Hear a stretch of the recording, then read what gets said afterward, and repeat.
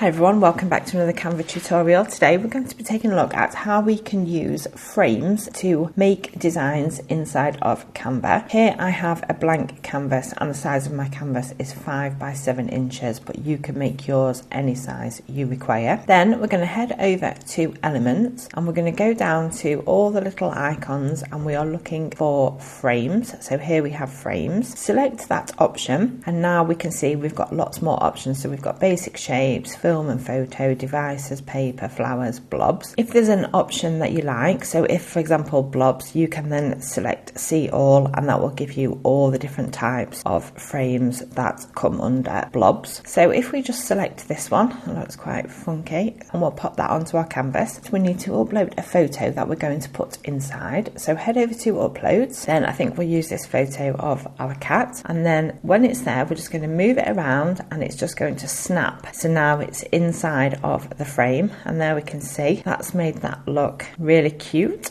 And there we can see now that our photo has snapped inside of the frame. That's a really quick and easy way to use frames to make designs inside of Canva. I really hope you enjoyed this tutorial. Thanks for watching and see you again soon.